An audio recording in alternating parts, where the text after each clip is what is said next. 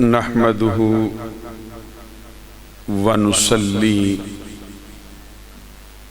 ونسلم على رسوله الكريم اما بعد فاعوذ بالله من الشيطان الرجيم بسم الله الرحمن الرحيم وَإِذْ أَخَذَ اللَّهُ مِيثَاقَ النَّبِيِّينَ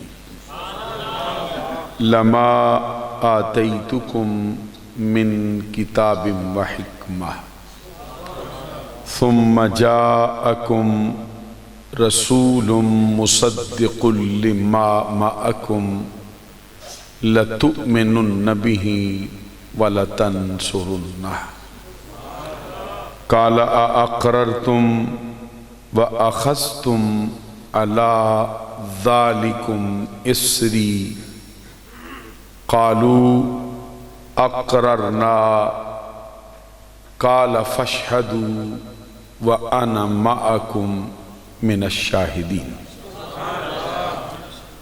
فَمَن تَوَلَّىٰ بَعْدَ ذَلِكَ فَأُولَٰئِكَ هُمُ الْفَاسِقُونَ صدق اللہ العظیم ان اللہ وملائکتہ یصلون علی النبی یا ایہا الذین آمنوا صلوا علیہ وسلموا تسلیما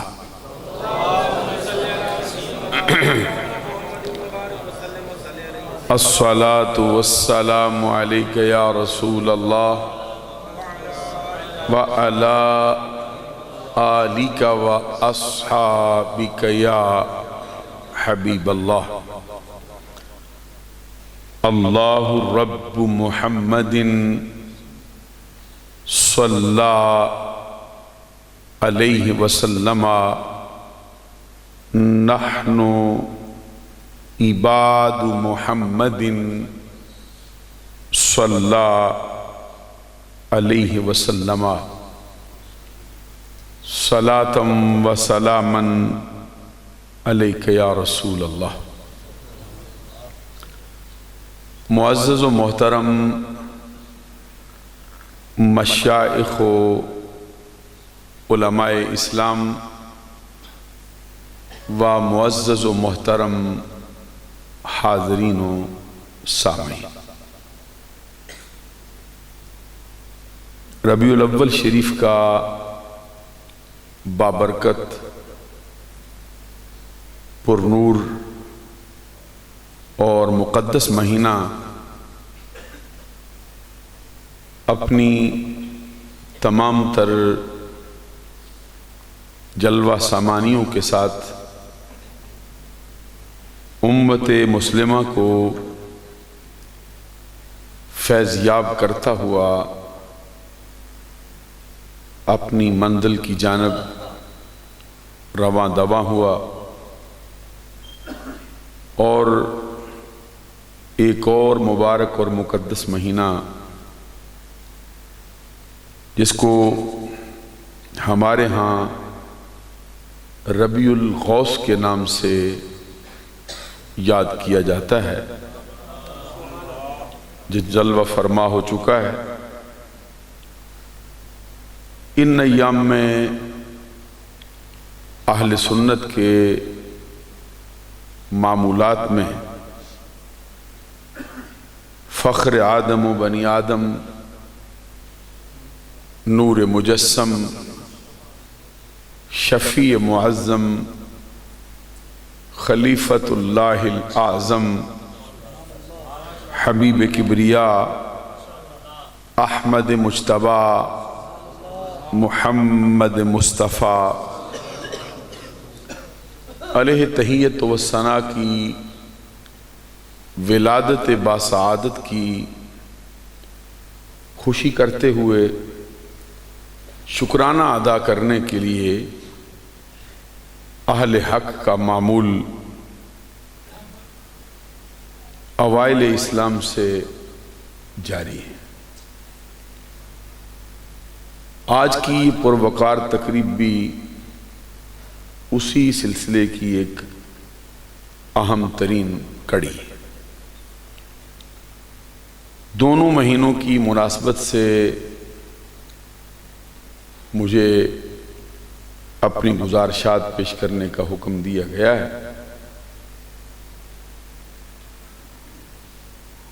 آپ ملاحظہ فرما رہے ہیں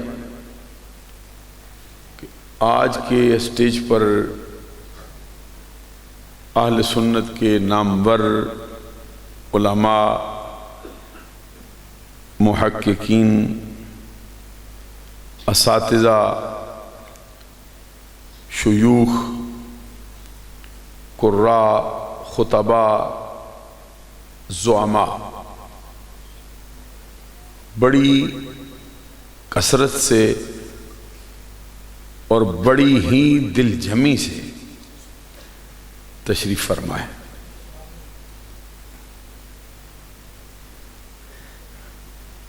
آج کی تقریب کے روح رواں جن کے حکم سے مجھے حاضری کا شرف و اعزاز حاصل ہو رہا ہے، محترم المقام پیکر اخلاص و محبت جناب طارق بٹ صاحب، جنہوں نے بہت اصرار سے مجھے یہاں پہ حاضر ہونے کا حکم دیا۔ میں اللہ کا شکر ادا کرتا ہوں کہ ان کی آواز پر میں نے لبیک کہا اور اللہ نے مجھے وعدے کی تعمیل کی توفیق سے مالا مال کیا۔ اللہ تعالیٰ حضرت بٹ صاحب کو جزائے خیر عطا فرمائے۔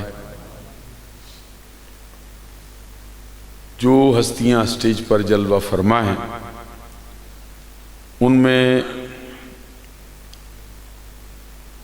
حضرت علامہ مولانا مفتی شفیق الرحمان صاحب،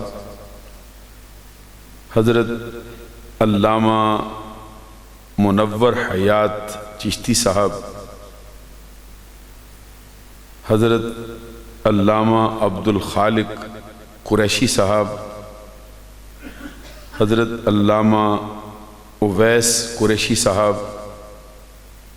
حضرت علامہ قاری جمیل احمد صاحب، حضرت علامہ مولانا شکیل صاحب اور فخر القراء حضرت مولانا قاری بنارس صاحب،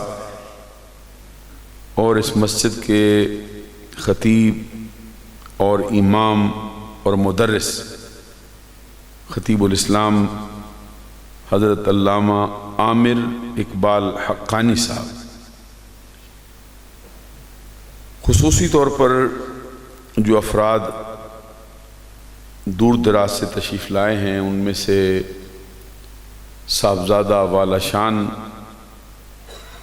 مجاہد اہل سنت حضرت علامہ مولانا صاحبزادہ محمد انس رضا صاحب قادری رضوی، اور ان کے برادر اصغر استاد العلماء حضرت علامہ مولانا مفتی محمد ضیاء الاسلام صاحب رضوی، دامت برکاتہم العالیہ والقدسیہ، اور جن کی معیت میں مجھے آج یہاں حاضری کا شرف و اعزاز حاصل ہوا ہے، ان میں قائد اہل سنت زبدۃ الحکماء حضرت صاحبزادہ حکیم افتخار علی صاحب نورانی، دامت برکاتہم العالیہ والقدسیہ، صدر جمعیت علماء پاکستان ڈسٹرکٹ گجرات،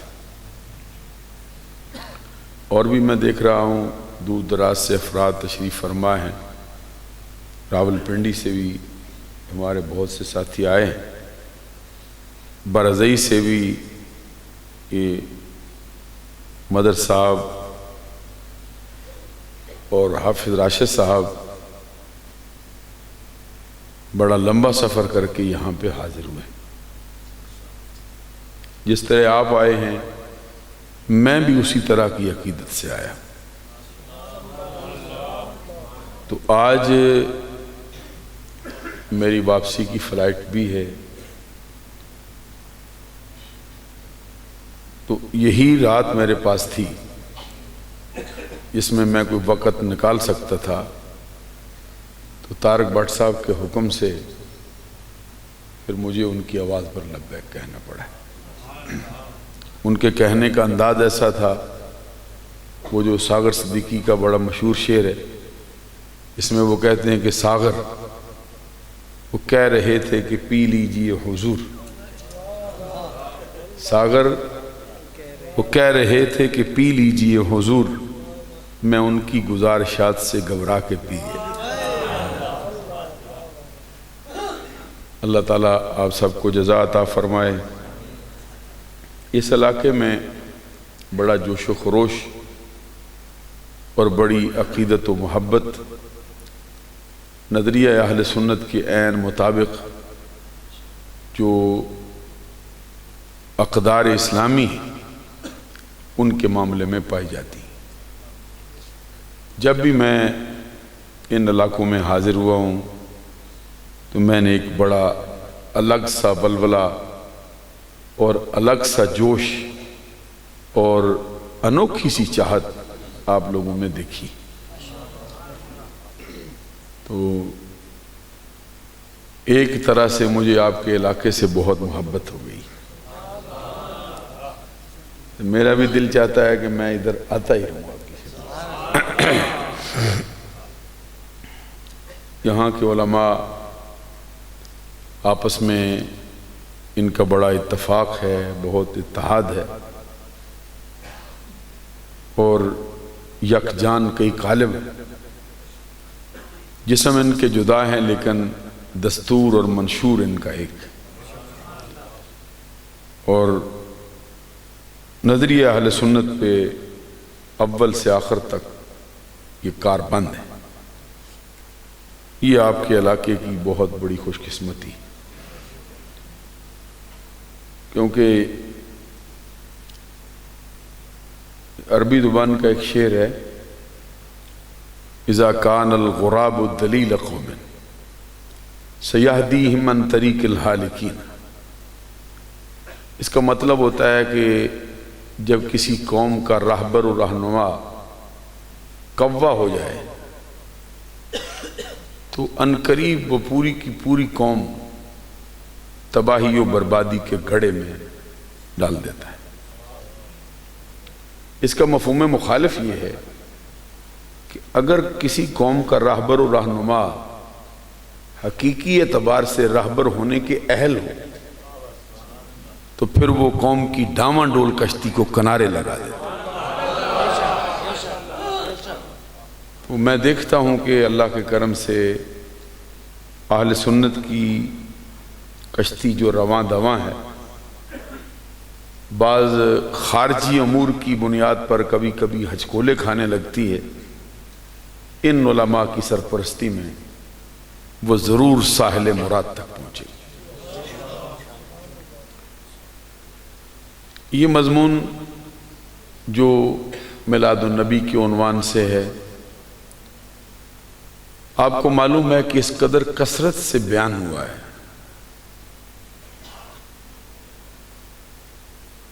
کہ بعض اوقات ایسا ہو سکتا ہے کہ بیان کرنے والے کے ذہن سے کوئی گوشہ اجل رہ جائے، لیکن سننے والوں کے ذہن میں وہ گوشہ موجود ہوتا ہے۔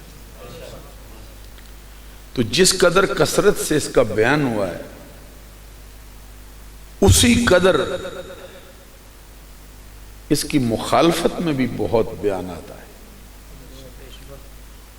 اس کی وجہ سے پھر بعض اوقات ہم کو اس کے دلائل دینے میں بہت وقت لگ جاتا ہے۔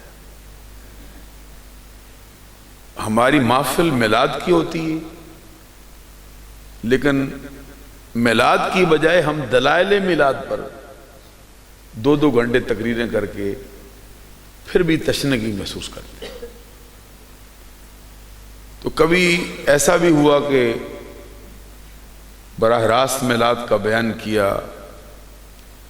لیکن پھر بعد میں حال معلوم ہوا کہ دلائل کی ہر اعتبار سے ضرورت رہتی ہے۔ اس اعتبار سے پورا مہینہ آپ نے تقریریں سنی، بڑے علماء تشریف لائے، بڑے شعلہ بیان، خطیبوں کی جلوہ گری سارے علاقوں میں ہوئی۔ پھر سوشل میڈیا کا دور ہے، ایک لمحے میں آپ نے بٹن دبایا، پوری دنیا کی سیر ہو جاتی ہے۔ جو دین کا خادم چاہا اپنے سامنے لا کے کھڑا کر دیا، سننا شروع کر دیا۔ تو اس اعتبار سے یہ قریب قریب بہت سی باتیں ایسی ہوتی ہیں جو پہلے ہی آپ کے ذہن میں موجود ہوں، لیکن ان کا دہرا دینا، ان کو نئے انداز پیش کر دینا اور نئے رنگ کے ساتھ آپ کے دل میں اتار دینا، یہ اہل سنت کے خدام کا ایک وتیرہ ہمیں محسوس ہو رہا ہے۔ میں اس طرح کا بہت بڑا نامور خطبہ میں شامل نہیں ہوں، لیکن مجھے آپ کی دعاؤں کی ضرورت رہے گی تاکہ میں بھی آپ کی خدمت عالیہ میں اس مضمون کے عنوان سے کچھ باتیں عرض کر سکوں۔ سب سے پہلا مسئلہ یہ ہے کہ میلاد کا مطلب کیا ہوتا ہے؟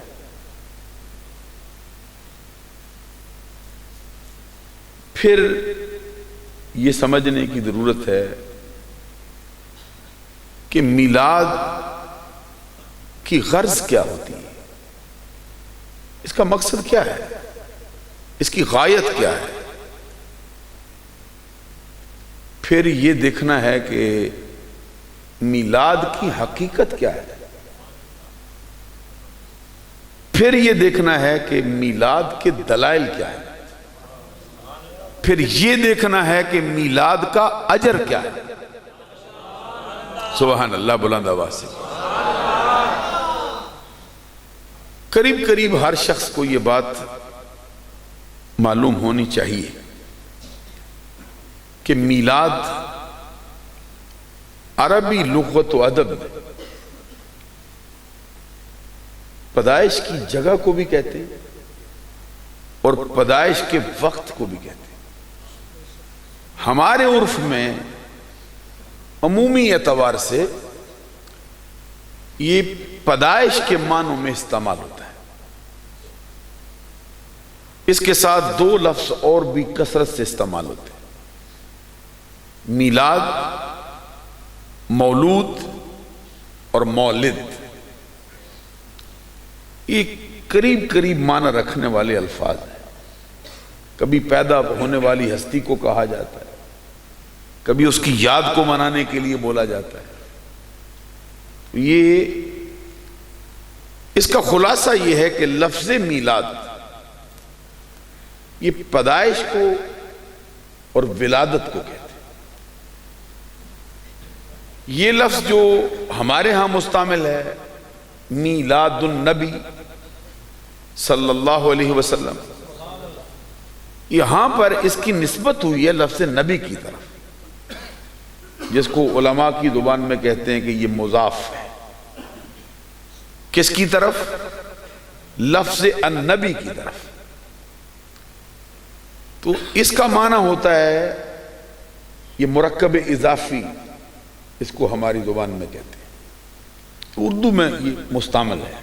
عام طور پہ چونکہ بندوں نے اردو بہت کم پڑھی ہوتی ہے، آتی بہت ہے، لیکن اس کو جو ہے وہ اس کی صرف و نحو کے حوالے سے ہمیں اردو ہم نہیں پڑھتے۔ یہ عربی میں بھی استعمال ہوتی، اردو میں بھی استعمال ہوتی۔ اس کا مطلب ہے نبی صلی اللہ علیہ وسلم کی پیدائش مبارک۔ ایک لفظ اس کے ساتھ ہمارے ہاں اکثر استعمال ہوتا ہے، یا پھر ہمیشہ ہی استعمال ہوتا ہے بطور سابقے کے اس کے ساتھ لگتا ہے، وہ لفظ عید۔ عید میلاد النبی، سبحان اللہ کی صلی اللہ علیہ وسلم۔ عید لغت کے اندر اس کا معنی کچھ اور ہے، لیکن اسلامی حلقوں میں یہ لفظ خوشی کے معنوں میں استعمال ہوتا ہے۔ ذرا توجہ رکھیے تاکہ میں ذرا تھوڑا آگے بڑھ سکوں۔ لفظ عید کا معنی خوشی، تو پورے جملے کا کیا مطلب ہے؟ یہ جو کمپلیٹ سینٹینس ہے اس کا کیا مطلب ہے؟ یہاں پہ صرف اتنا سا مطلب ہے، نبی صلی اللہ علیہ وسلم کی پیدائش کی خوشی۔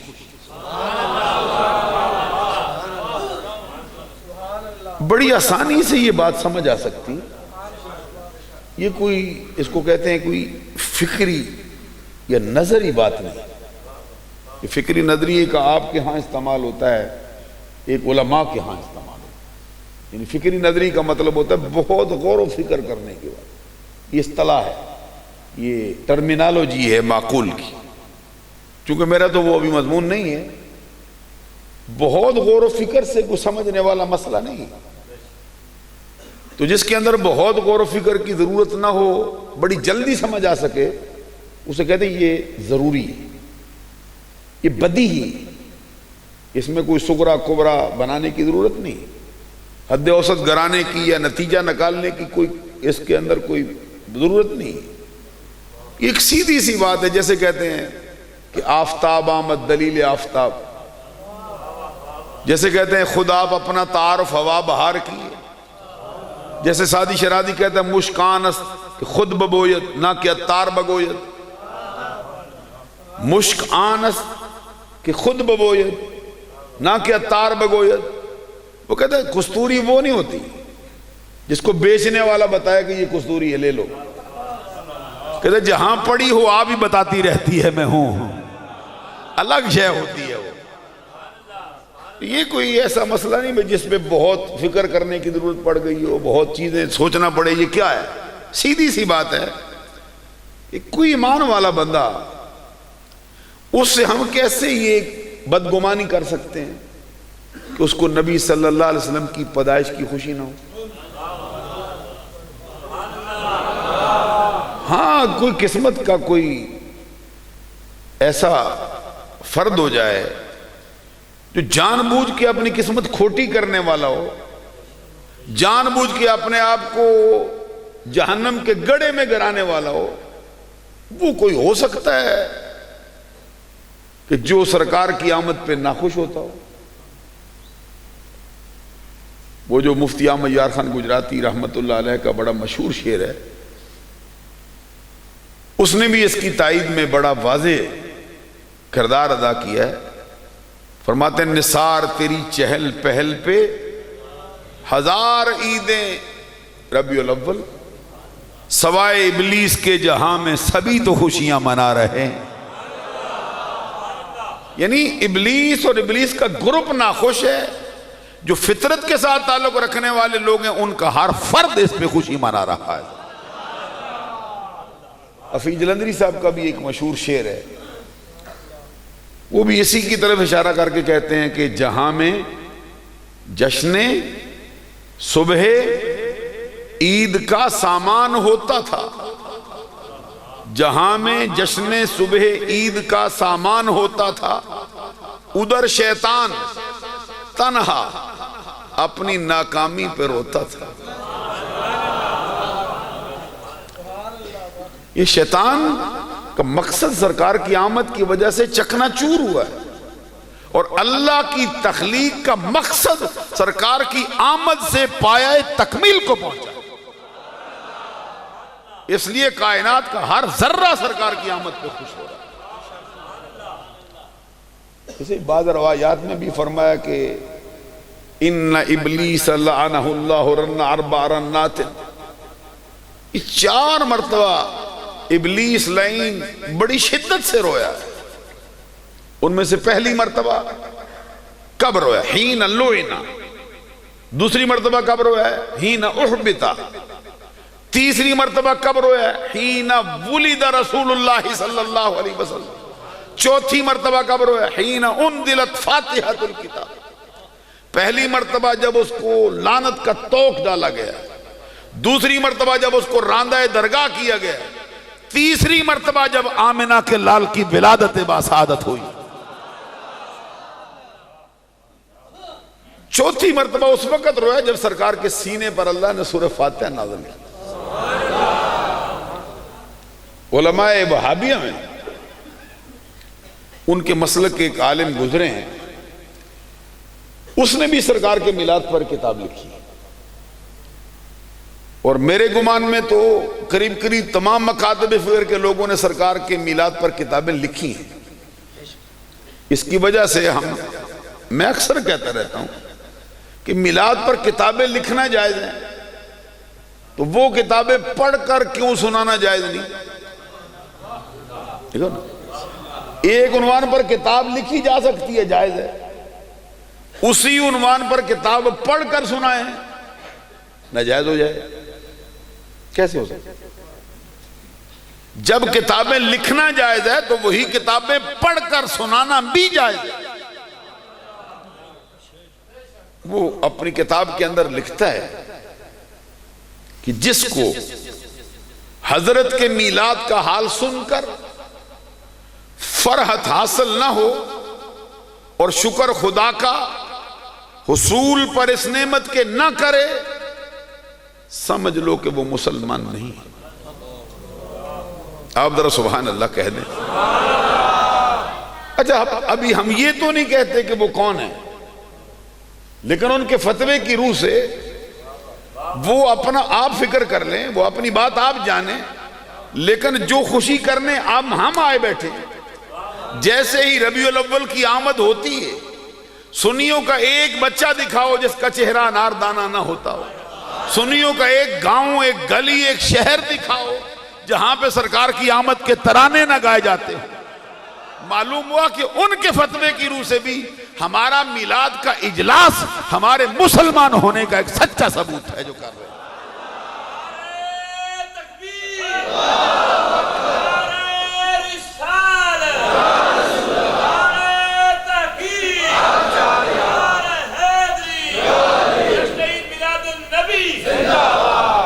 جب دوسرے مرحلے میں جو بات سمجھنے کی ضرورت ہے کہ میلاد کا مقصد کیا ہے، کیوں کرتے ہیں، اس کی غرض کیا ہے، کیوں آئے بیٹھے ہیں، اتنا لمبا سفر کیا، اتنے پیسے لگائے، اتنا لنگر پک گیا، اتنا اہتمام ہوا، پوسٹر چھپواؤ، اعلانات کرو، مقصد کیا ہے؟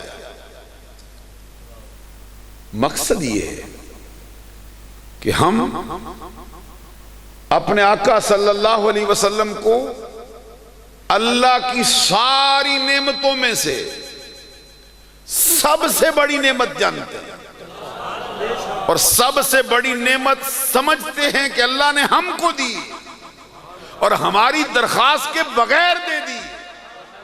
اس پر ہم اللہ کا شکر ادا کرنے کے لیے آئے بیٹھے، تاکہ اللہ کا شکر ادا ہو، زمانے کو معلوم ہو کہ نعمت ملی کس کو ہے، نعمت کی قدر کون کر رہا. یہ اللہ تبارک و تعالیٰ نے اس کو اتنا رب کے ہاں، رب کی مشیت کو اس قدر اس کا تقاضا ہے. قرآن مجید میں اللہ فرماتا ہے وَاشْكُرُوا نِعْمَتَ اللَّهِ إِن كُنتُمْ إِيَّاهُ تَعْبُدُونَ. یہ یہاں کیا مطلب ہے؟ اس کے اگلے حصے کا ترجمہ پہلے کرنا چاہیے، پہلے حصے کا ترجمہ بعد میں کرنا چاہیے تاکہ سمجھ آئے. کیا فرمایا؟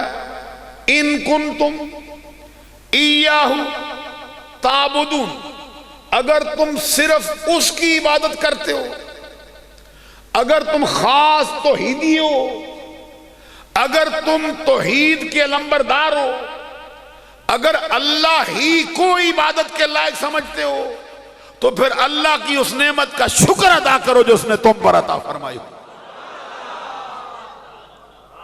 اور اگر کوئی اس کے مخالف کرنا شروع کر دیتا ہے، اس کے لیے کیا وعید ہے؟ فرمایا لئن شکرتم لأزیدنکم ولئن کفرتم ان عذابی لشدید۔ ابھی میں آیت پڑھتا ہوں، آپ پہلے پڑھ جاتے ہیں۔ یہ میلاد النبی کی تقریب کا فیض ہے۔ سبحان اللہ کہہ دیں۔ ویسے ہی جس کو پورا قرآن عام طور پہ نہیں پڑھنا آتا ہے، میلاد کی مجالس میں آتا رہتا ہے، جو مشہور آیتیں اس کی زبان پہ ویسے ہی چڑھی ہوتی ہے۔ ہم یہ دعوے سے کہتے ہیں کہ روئے زمین پر اسلام کا کام، اسلامی احکامات کو عوام تک منتقل کرنے کا کام جتنا میلاد النبی کی تقریب میں ہوتا ہے کسی اور تقریب میں نہیں۔ اللہ تبارک و تعالیٰ فرماتا ہے لئن شکرتم لأزیدنکم، اگر تم میری نعمتوں کے ملنے پر میرا شکر ادا کرو گے میں اور زیادہ دوں گا، نعمت کو تمہارے لیے اور بڑھا دوں گا، اس نعمت میں تمہارے لیے فراوانی کروں گا۔ وَلَئِن كَفَرْتُمْ إِنَّ عَذَابِي لَشَدِيدٌ، اگر تم کفران نعمت کرو، اگر تم نعمت کے ملنے پر اس کی قدر نہ کرو، منہ بسور کے بیٹھ جاؤ، عام حالات میں تمہاری مسجدوں کے دروازے کھلے ہوں، جن ایام میں اس نعمت کی آمد کا وقت آئے تمہاری مسجدوں کے دروازے بند ہو جائیں، عام حالات میں تم خوش ہوتے ہو، نبی کے میلاد کا مہینہ آئے تمہارا منہ بسورا والا ہو جائے، تمہارا منہ سکڑ جائے، سن لو ان عذابی، یہ میرا عذاب بہت سخت ہے۔ اب معلوم ہو کہ میلاد النبی منانے والے ایک تو رب کے شکر گزار بندوں میں شامل ہوئے اور ایک رب کے عذاب سے بھی بچ گئے قرآن کے فرمان کے مطابق۔ ایک اور مقام پر بھی میں عرض کرنا چاہتا ہوں، اللہ نے اپنے ایک نبی سے شکوہ کیا ہے، توجہ ہے نا، یہ میلاد کی مجلسوں میں ذرا چہرہ مسکرا کے رکھتے ہیں، تھوڑا ذرا کبھی توجہ نہیں رہتی لیکن پھر بھی کوشش کرتے تاکہ کسی کو یہ نہ لگے بندہ غصہ کرتا ہے، کیونکہ یہ خوشی کی مجلس ہے، اس میں چہرے انار دانے ہونے چاہیے، اس میں چہرے گلاب کے پھول کی طرح کھلے جائیں، ایک ایک انگ انگ سے پتہ وہ نہ بھی بولے، اس کی حیات قضائی بتائے، اس کا جو کرینہ ہوتا ہے، کرینہ ایک ہوتا ہے کرینہ حالیہ، کرینے کا معنی ہوتا ہے امر یشیر الی المطلوب، کہ ایسا امر ہے جو خود بخود اپنے مطلوب کی طرف اشارہ کرتا رہتا ہے، تو جب خوشی ہوتی ہے تو بندہ خود کھلکھلاتا رہتا ہے۔ اللہ نے شکوہ کیا بندوں سے، اپنے نبی سے، کہ میں بندوں پہ نعمت کر دیتا ہوں کہ بہت تھوڑے بندے میرے شکر گزاری کرتے ہیں۔ وَقَلِيلٌ مِّنْ عِبَادِيَ الشَّكُورُ، حضرت داؤد علیہ السلام سے اللہ نے کہا کہ بہت سے تھوڑے لوگ ہیں میں جو میرا شکر ادا کرتے ہیں۔ معلوم ہوا کہ ہم شکر ادا کر کے اللہ کے ان تھوڑے بندوں میں شامل ہو گئے ہیں جن سے اللہ راضی ہوتا ہے۔ اب تیسرے مرحلے میں آپ کو عرض کرنا چاہتا ہوں کہ میلاد کی حقیقت کیا ہے۔ پہلے تو ہوا میلاد کا مفہوم، پھر ہوا میلاد کا مقصد، اب ذرا سنیے میلاد کی حقیقت۔ یہ بلون لگانا میلاد کی حقیقت نہیں ہے، یہ جھنڈی لگانا بھی میلاد کی حقیقت نہیں ہے، یہ لاؤڈ اسپیکر لگانا بھی میلاد کی حقیقت نہیں ہے، بندے اکٹھے کرنا بھی میلاد کی حقیقت نہیں ہے، لنگر پکانا بھی میلاد کی حقیقت نہیں۔ آپ سوچیں گے یہ تو سب کچھ ہوتا ہے، لیکن یہ میلاد تب ہوتا ہے جب اس کا جزو اعظم ملتا ہے۔ یہ ساری چیزیں ہوں جزو اعظم نہ ہوں یہ میلاد نہیں ہو سکتا، کیونکہ اشتہار ان کے ہاں بھی چھپتے ہیں، ان کے ہاں لاؤڈ اسپیکر بھی لگتے ہیں، بندے بھی جمع ہوتے ہیں، لوگ بھی آتے ہیں، کھانے بھی پکتے ہیں۔ کیا وجہ ہے، کون سی چیز ہے جو ان کے درمیان اور ہمارے درمیان خط امتیاز کھینچتی ہے کہ وہ کرے میلاد نہیں ہوتا، ہم کرے میلاد ہوتا ہے۔ حضرات توجہ سے سماعت فرمائیے، میلاد کی حقیقت فقط ذکر مصطفیٰ کا نام۔ بلند آواز سے سبحان اللہ کا۔ تو ذکر مصطفیٰ، اس کے لیے کوئی عمر کی قید نہیں کہ فلاں وقت کا ہو فلاں کا نہ ہو۔ ہمارے نزدیک بچپن کا ہو، لڑکپن کا ہو، شباب کا ہو، جوانی کا ہو، بڑھاپے کا ہو، حلیمہ سعدیہ کی بکریاں چروانے کا ہو، ثویبہ کا دودھ پینے کا ہو، اپنی ماں آمنہ کی گود میں سر رکھ کر سجدہ کرنے کا ہو، ابو بکر کے کندھوں پہ سواری کرنے کا ہو، علی کی گود میں سر رکھ کر لیٹ جانے کا ہو، سب میلاد۔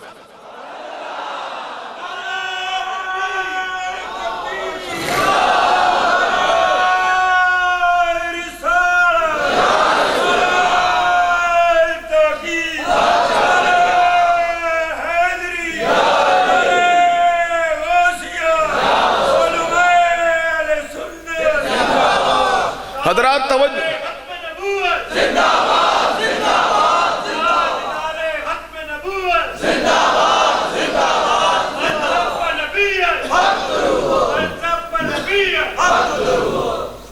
حضرات جو بات میں عرض کر رہا تھا، میلاد کی حقیقت ذکر مصطفیٰ، اور ذکر مصطفیٰ حقیقت میں ذکر خدا۔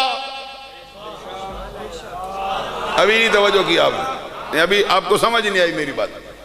میلاد کی حقیقت ذکر مصطفیٰ، اور ذکر مصطفیٰ حقیقت میں ذکر خدا۔ یہ ہم نے فتویٰ نہیں دیا، حضور نبی اکرم صلی اللہ علیہ وسلم آپ فرماتے، مجھ سے میرا رب کہتا ہے، یا محمد قد جعلتک ذکرا من ذکری فمن ذکرک ذکرنی۔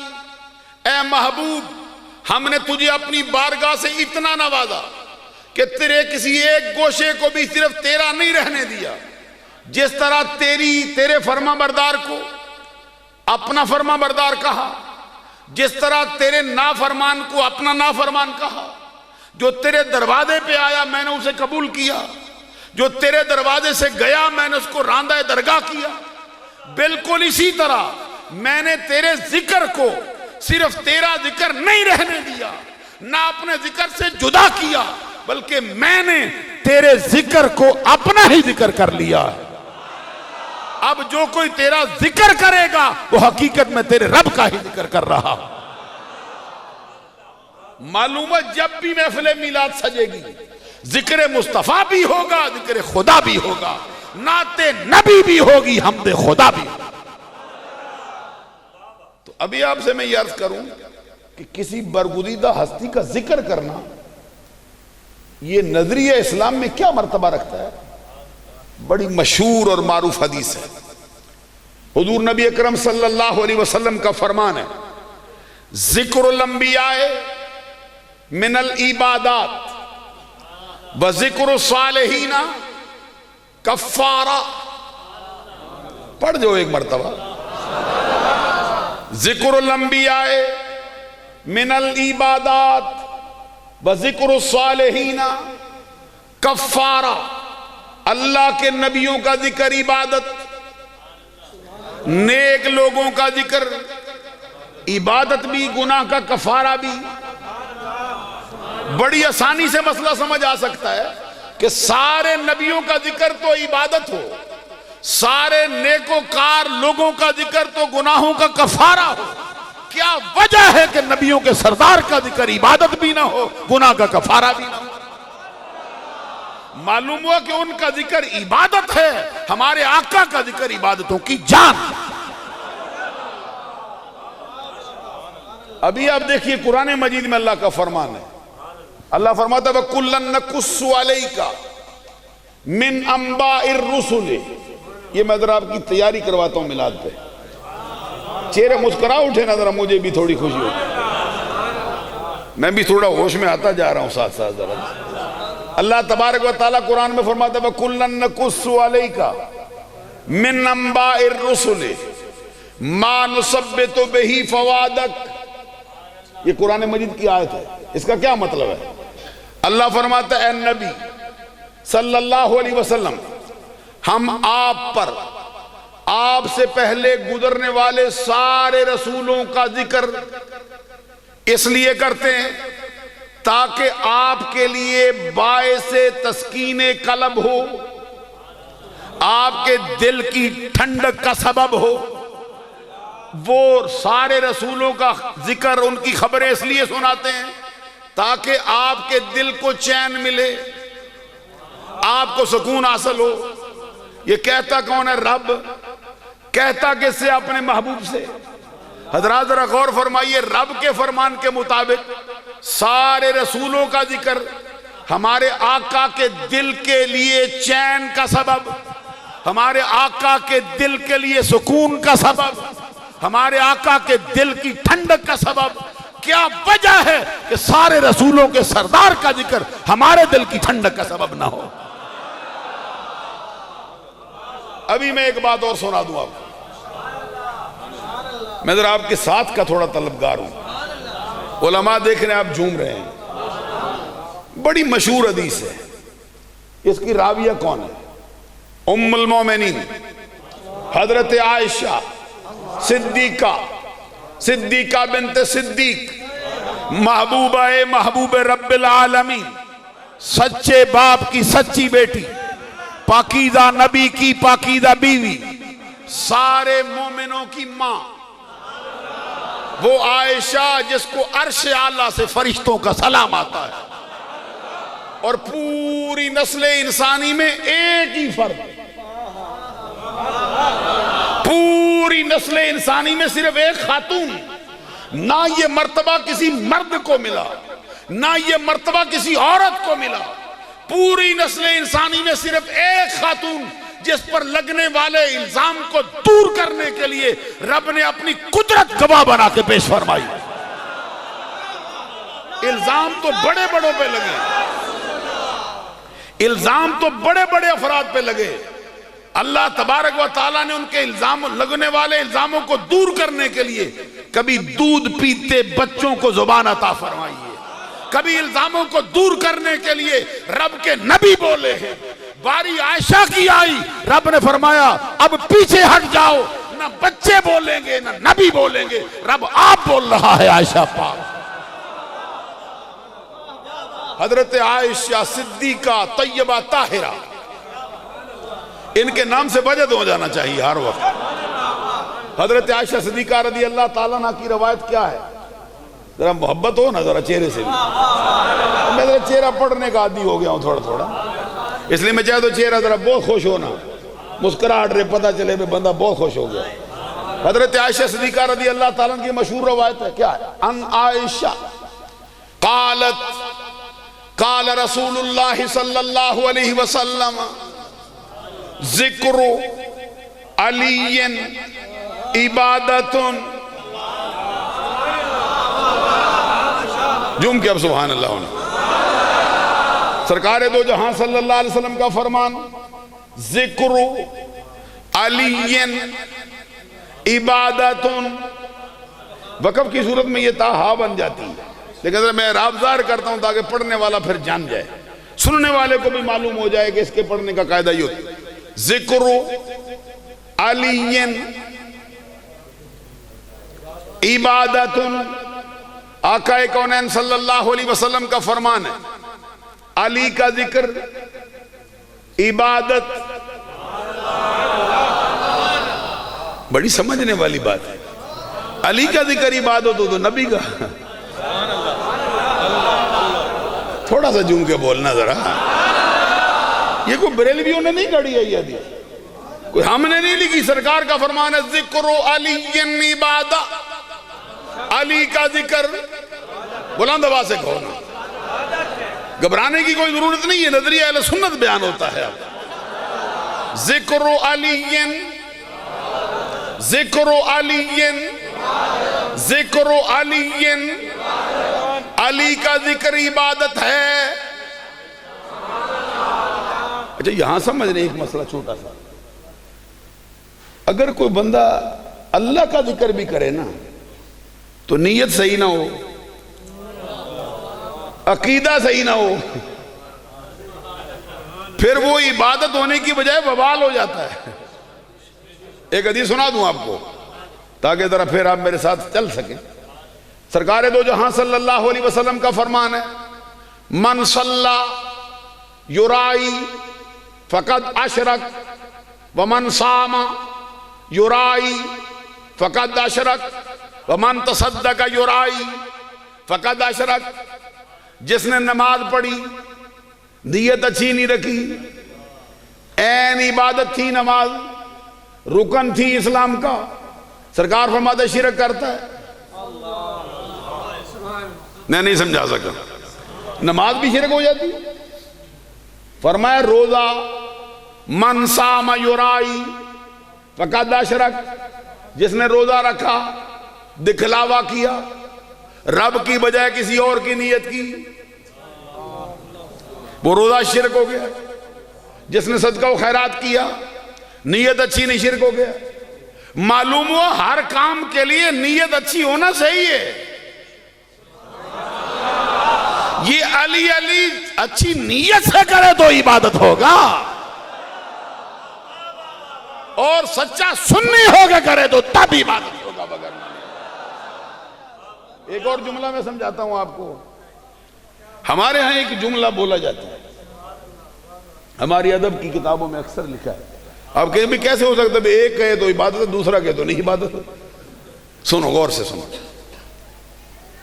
ایک جملہ بولتے کہتے ہیں انبت الربیع البقلہ ویقول الکافر فہو کفر، انبت الربیع البقلہ ویقول المسلم ویقول المؤمن فہو ایمان۔ اس کا مطلب یہ، بہار نے سبزہ اگایا، اگر یہی لفظ بولا کافر نے کہتے کفر، اگر یہی جملہ بولا انبت الربیع البقلہ، مسلمان نے بولا کہ بہار نے سبزہ اگایا، کہتے فہو ایمان، مسلمان بولے ایمان۔ اب مولوی ذرا چہرے سے مشکرا کرو نہیں یار، تو تمہارے والا جملہ بندوں کو تو سمجھ نہیں نا بیچاروں کو۔ کافر نے کہا وہی جملہ کفر، وہی جملہ مسلمان نے کہا ایمان۔ کیوں؟ وجہ کیا ہے کہ کافر کی نیت اور ہے، مسلمان کی نیت اور ہے۔ ارے سنی علی کہے تو اس کی نیت اور ہے، کوئی اور جھوٹا کہے تو اس کی نیت اور ہے۔ اب میں آپ سے کہتا ہوں علی کا ذکر تب ہوگی جب صحیح نظریہ اسلام کے مطابق ہو، وگرنہ تو اللہ کا ذکر بھی کرو جو اعلیٰ حضرت نہیں کہتے، کہتے ذکر خدا ان سے جو جدا چاہو نجدی ہو۔ ابھی میرے ساتھ پورا چل دے نہیں آپ۔ ذکر خدا ان سے جو جدا چاہو نجدی ہو، واللہ ذکر حق نہیں یہ کنجی سکر کی ہے، واللہ ذکر حق نہیں یہ کنجی سکر کی ہے۔ پھر کہتے ہیں بے ان کے واسطے کے خدا کچھ عطا کرے، بے ان کے واسطے کے خدا کچھ عطا کرے، ہاشا، غلط، یہ ہوس بے بصر کی ہے، یہ کسی نبینے کی ہوس ہے، یہ کسی آنکھ والے کا مسئلہ نہیں۔ آنکھ والا تیرے جوبن کا تماشا دیکھ، دیدائے کور کو کیا آئے نظر، کیا دیکھ۔ اب میں آپ سے کہتا ہوں حضور مولا علی شیر خدا رضی اللہ تعالیٰ عنہ بڑا اونچا مرتبہ رکھتا، یہاں تک کہ آپ کی بعض جزوی فضیلتیں ایسی ہیں جو صرف آپ ہی کی ہیں، کائنات میں کسی کی نہیں۔ آپ کو حوصلہ رکھ کے سبحان اللہ کہنا چاہیے۔ یہ جزوی ہوتی ہے، یہ کسی مفضول میں ہو سکتی ہے، اور یہ ہو سکتا ہے کہ اس سے افضل ہستی میں نہ ہو، اس کی وجہ سے اس کی افضلیت مطلقہ میں کوئی فرق نہیں آتا۔ جس طرح آپ دیکھتے ہیں حضور عثمان غنی، پیکر شرم و حیا، آئینہ جمال مصطفیٰ، حضرت عثمان غنی ذو النورین، رضی اللہ تعالیٰ عنہ، جن کے نکاح میں سرکار کی 2 بیٹیاں آئیں. اب تلاش کرنے لگو حضرت آدم علیہ السلام سے لے کر قیامت تک کسی ایک فرد کو یہ مرتبہ ملا ہو کہ اس کے نکاح میں کسی نبی کی 2 بیٹیاں آئیں. عثمان تیرے مقدر کی عظمت میں قربان جائیں، تیرے نکاح میں کسی اور نبی کی نہیں، نبیوں کے سردار کی 2 بیٹیاں جلوہ فرما ہو. اور لطف کی بات یہ ہے کہ جو سرکار کو نور نہیں مانتے وہ کہتے بشر نور ہو ہی نہیں سکتا. عثمان غنی کو وہ بھی ذو النورین کہتے، جم کے ذرا سبحان اللہ کہتے. یعنی ابھی دیکھو ڈاکٹر ذاکر نائک صاحب ہوں جی، عثمان ذو النورین، ضیاء القاسمی صاحب بڑی تقریریں کرتے کرتے، عثمان ذو النورین، طارق جمیل صاحب، عثمان ڈاکٹر اسرار صاحب، عثمان ذو النورین، احسان اللہ ظہیر صاحب. نہیں آپ کو سمجھ نہیں آئی بھئی جس شعبے کا بندہ دیکھو سرکار کہتا ہے نور نہیں ہو سکتے، بشر نور کی ضد ہوتی ہے، بشر نور ہو ہی نہیں سکتا. عثمان کی باری آئے خود منبروں پہ چڑھ کے کہتے عثمان ذو النورین. میں نے کہا مطلب بھی سمجھاؤ نا، کیا مطلب ہے ذو النورین؟ کہتے 2 نوروں والا. میں کہتا ہوں ادھر نور ہو ہی کوئی نہ، ادھر کیسے 2 نور آ گئے؟ آپ پناہ لے ہمارے امام احمد رضا کے دامن میں جو کہتے ہیں نور کی سرکار سے پایا دوشالہ نور کا، ہو مبارک ذو النورین تجھ کو جوڑا نور کا. اور ساتھ ہی پر کہتے ہیں تیری نسل پاک میں ہے. اچھا ذرا آپ یہ بتاؤ یہ کہ رافضی نے لکھا ہے؟ یہ کسی رافضی کا شعر ہے؟ یہ شیعہ کا شعر ہے؟ جو کہتے ہیں جی سنی اہل بیت کو مانتے نہیں، سنی اہل بیت کی محبت کا حق ادا نہیں کرتے. میں نے کہا سنیوں کا امام کہتا سن، نور کی سرکار سے پایا دوشالہ نور کا، ہو مبارک ذو النورین تجھ کو جوڑا نور کا. پھر کہتے تیری نسل پاک میں ہے. اب چہرہ ضرور مسکرا پڑنا چاہیے. تیری نسل پاک میں ہے بچہ بچہ نور کا، تو ہے عین نور تیرا سب کرانا نور. اور آگے پھر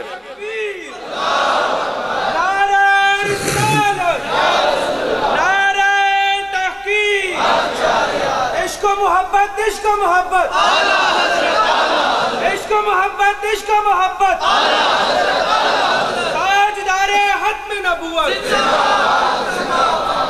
اچھا میں بات زیادہ بڑھانا نہیں چاہتا، ذرا غور فرمائیں. عثمان ذو النورین 2 نوروں والا. اب ذرا غور کرو جس کے غلام 2 نوروں والے ہوں ان کے آقا کے ہاں کتنا نور ہوگا. ذو ابن اخن فامن حامن حانن ذو. حضرت مسکراتے ہیں. ابن اخن فامن حامن حانن ذو. اللہ کے کرم سے میلاد کے صدقے سے یہ بھی یاد ہو جائیں گے اسماء ستہ مکبرہ میں. جو درسوں میں جا کے پڑھتے ہیں وہ میلاد کی مدرس میں یاد ہوں گے ہمارے ساتھ. یہ کیا چیز ہوتی ہے اسماء ستہ مکبرہ؟ حکم کیا ہے؟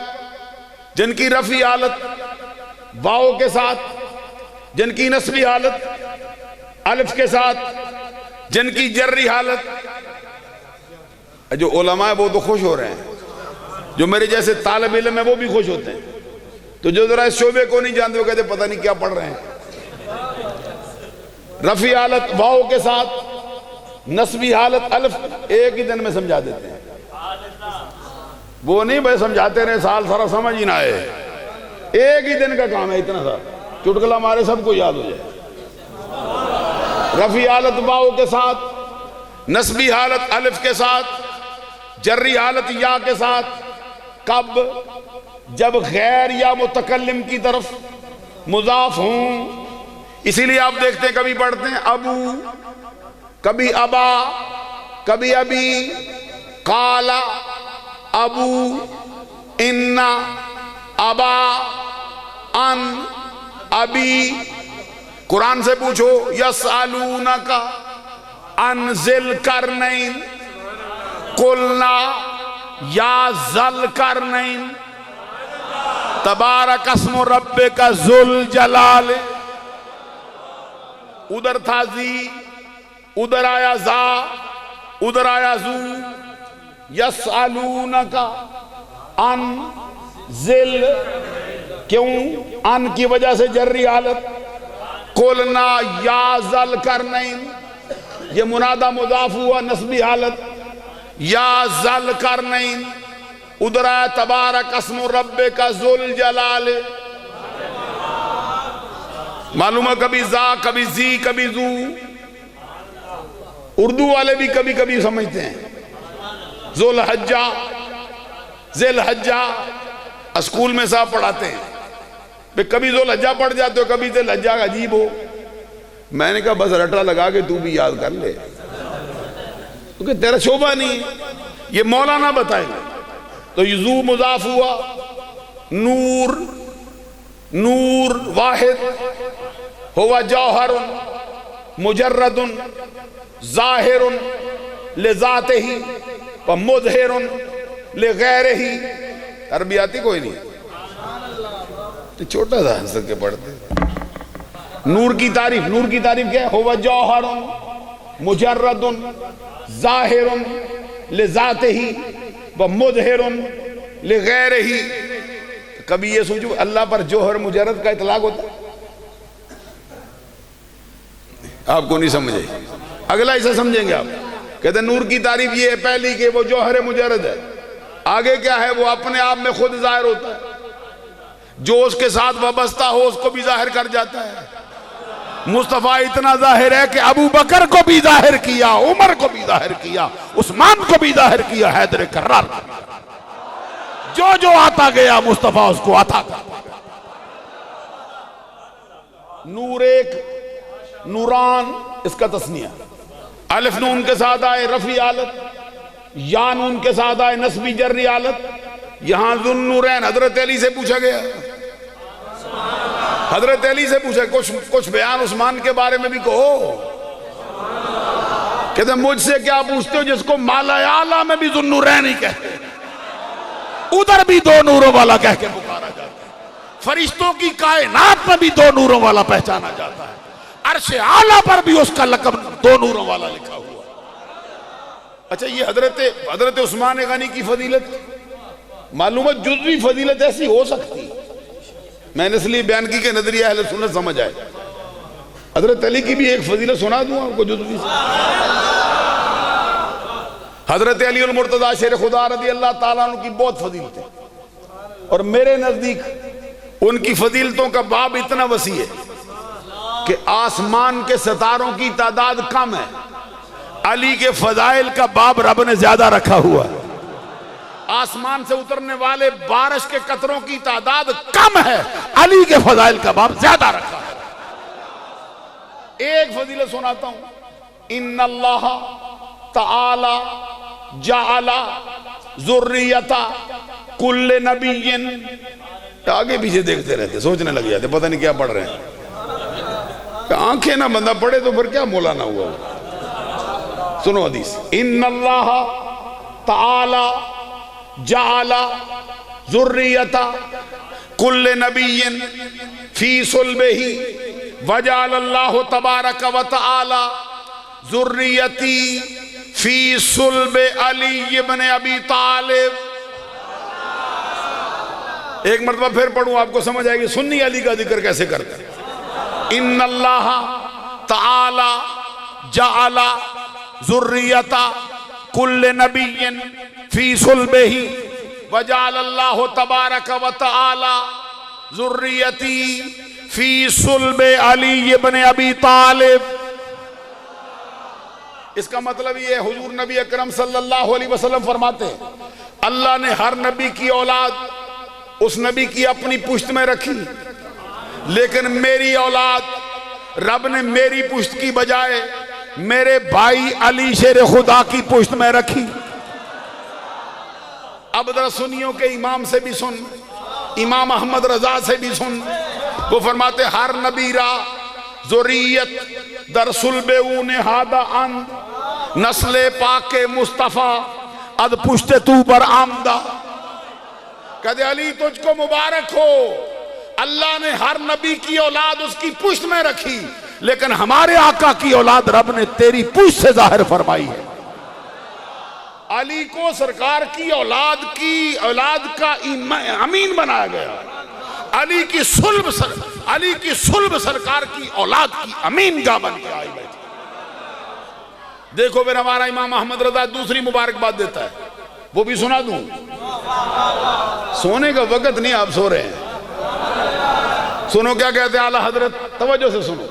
کہتے بنت احمد رونق کاشاناؤ, بنت احمد نہیں, توجہ نہیں, بنت احمد. توجہ کے بغیر بات سناؤں تو کیا مزہ آئے گا, دیواروں کو سناؤں تو کیا مزہ آئے گا, یہ چھت کو سناؤں تو کیا مزہ آئے گا, ہوائیں اور فضائیں سنیں تو وہ مزہ نہیں جو آپ سنیں تو آئے گا مزہ.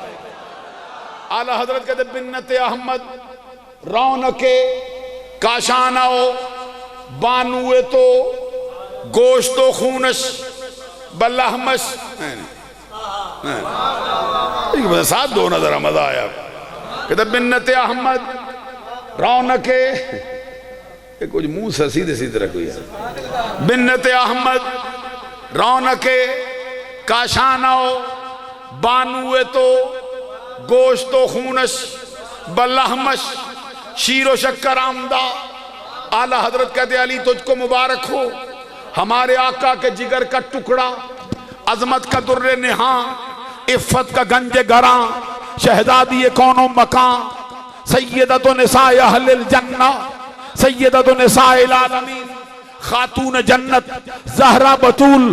وہ تو تیرے بچوں کی امی جان ہے, وہ تو تیرے گھر کی رونق ہے, وہ تو تیری زوجہ محترمہ ہے. علی تجھ کو رب نے وہ مرتبہ دیا کہ تیرا خون ان کے خون سے, ان کا خون تیرے خون سے, تیرا گوشت ان کے گوشت سے, ان کا گوشت تیرے گوشت سے یوں باہم یک دیگر ہوا ہے جیسے دودھ کے اندر شکر ملا کے ایک کر دیا.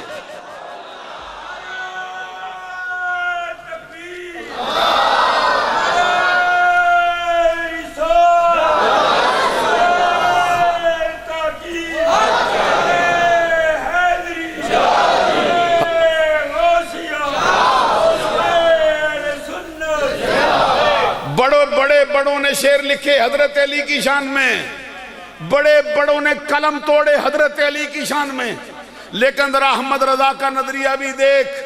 بنت احمد, حضرات توجہ کرو, معنی سمجھا چکا ہوں. امام احمد رضا کا نظرانہ سنو, سنی اہل بیت کو کیسے مانتا ہے سنو, سنیوں کا نظریہ علی کے بارے میں کیا ہے سنو. کہ بنت احمد رونق کاشاناؤ بانوے تو گوشت و خونش بلحمش. کوئی فارسی سمجھنے والا جوان ہونا خدا کی قسم. گوشت و خونش بلحمش شیر و شکر آمدہ. علی تجھے اس گھر سے ایسا فیض ملا ہے, تو ان کے ساتھ مل کے ایسے ہوا جیسے دودھ کے شکر ملا دی گئی ہو. دودھ اور شکر ملی ہوئی ہو تو حالت کیا ہوتی ہے. فرمایا علی تو مصطفیٰ کے گھر سے ایسا فیصلہ, تیرا مرتبہ اتنا ہو گیا. اب میں یہ کہنا چاہتا ہوں حضرت علی کی فضیلتیں اتنی بڑی ہیں, ان کا اللہ نے مرتبہ اتنا اونچا کیا ہے. کوئی ان کے مرتبے کو ناپنا چاہے, اس کے سر پہ رکھی پگڑی قدموں میں آ سکتی ہے, اس کی دستار اس کے قدموں کی زینت بن جائے. علی کا قد نہیں ناپ سکتا. اب مجھے کہنے دو کہ علی شیر خدا تمام تر کمالات کے باوجود نبی نہیں ہے.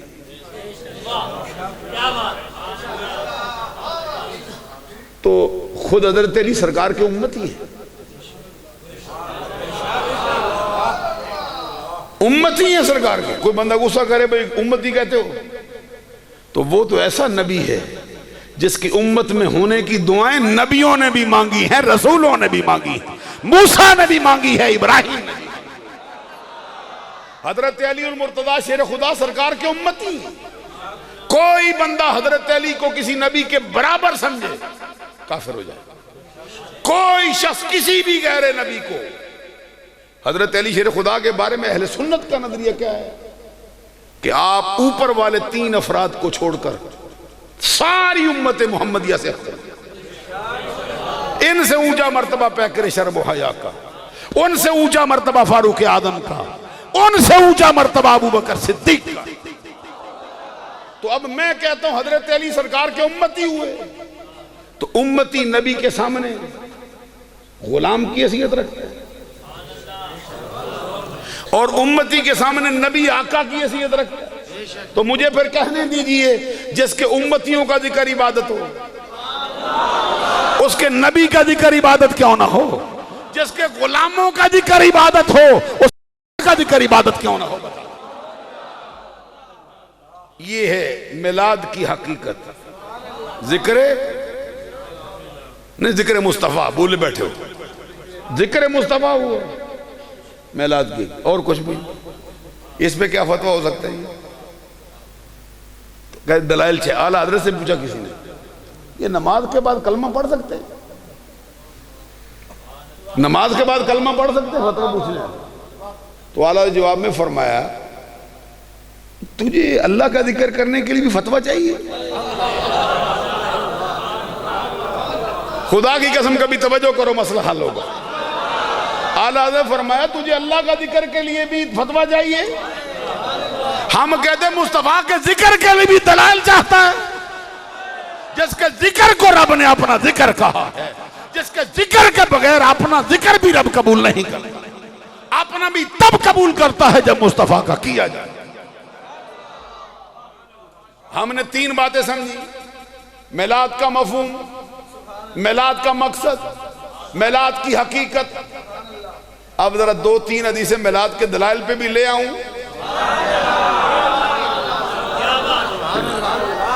وقت ذرا تھوڑا مجھ سے زیادہ لگتا جا رہا ہے، لیکن میں یہ حدیثیں 2 ضرور سناؤں گا، اگر 3 نام بھی سنائی تھی۔ یہ پتہ نہیں مجھے 3-4 اور ہو جائیں بیشک، ارادہ میرا اتنا سا ہے۔ سنو کتاب کا نام۔ اکثر کہا جاتا ہے جی سرکار نے میلاد منائے نہیں۔ جب ہمارے علماء مبلغین بڑے بڑے خطباء جب حدیث پیش کرتے ہیں کہ سرکار نے ملایا، پھر کہتے ہیں کبھی سرکار کے صحابہ نے بھی بنایا؟ یعنی سرکار کا فعل مل جانے کے باوجود بھی صحابہ کے عمل کی ضرورت باقی رہتی ہے۔ جب میں ایک حدیث سناتا ہوں جس میں سرکار کا میلاد صحابہ نے منایا، سرکار اس مجلس میں آئے ہیں۔ اللہ کرے کبھی ہمارے ہاں جو میلاد کی مجلس سجے اس میں بھی سرکار آ جائیں۔ آج سے 1200 برس پہلے لکھی جانے والی حدیث کی کتاب، نام سنو، سنن نسائی، جلد اس کی دوم، صفحہ نمبر اس کا 310، لکھنے والا امام ابو عبد الرحمن احمد بن شعیب بن علی بن بحر النسائی الشافعی السنی۔ 1200 سال پہلے بھی اپنے نام کے ساتھ سنی لکھنا فخر۔ تو کہاں مارا مارا پھر رہا ہے؟ کتاب صحاح ستہ کی حدیث کی وہ صحیح ترین 6 کتابیں جن پر قریب قریب امت کا اجماع ہو چکا کہ ان کی ثقافت دوسری کتابوں کے مقابلے میں بہت زیادہ ہے۔ ان 6 میں سے ایک نام سنن نسائی، جلدوم، صفحہ 310، لکھنے والا امام ابو عبد الرحمن احمد بن شعیب بن علی۔ نام دیکھنا، ایک ہوتا ہے اس کا متن سرکار کا کلام، ابتدا سے انتہا تک سند راویوں کا بیان۔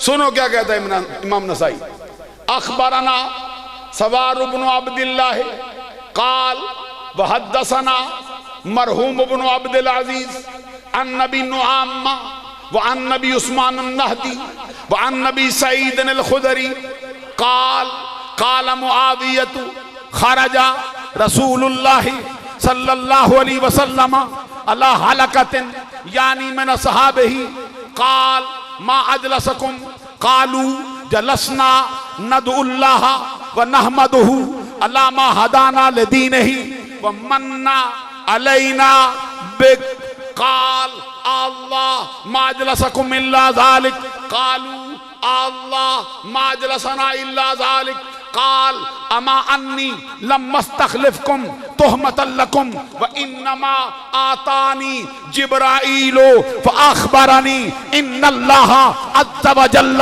یباہی بکم الملائکہ.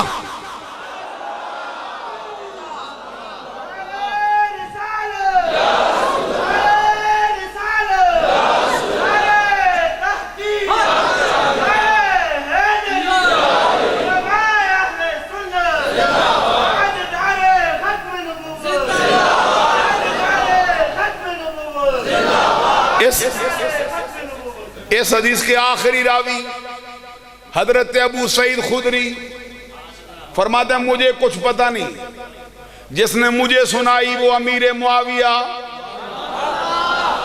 ابھی نہیں پتا. سبحان اللہ کہنا بلند. ابو سعید خدری جس کی شاگردی پہ ناز کرے،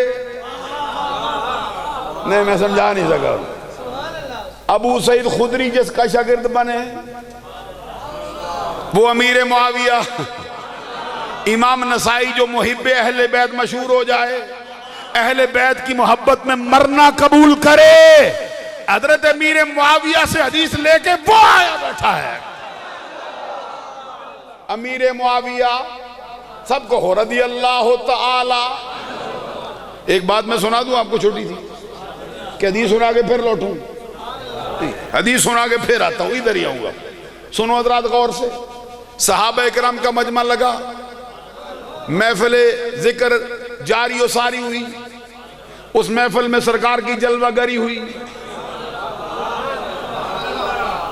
کبھی غور کرو نا، صحابہ کرام کے جرمٹ میں سرکار آئیں کیسا لگتا ہوگا؟ کوئی اس کو اپنے الفاظ میں بیان کر سکتا ہو؟ کسی نے اس کا نقشہ کھینچا ہو؟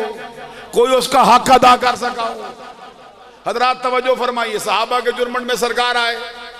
اردو والے کہتے ہیں ایسا لگتا ہے جیسے پروانوں کے ہجوم میں شمع فروزہ مسکرا رہی ہو، یا پھر یوں کہیے اندلیبان شوق کی انجمن میں گل رانا کھلا ہوا ہو، یا پھر یوں کہیے ستاروں کے جرمٹ میں 14ویں رات کا چاند زمین پہ اتر آیا ہو، یا پھر یوں کہیے براتیوں کے جرمٹ میں دولہا سج دھج کے جلوہ فرما ہوا.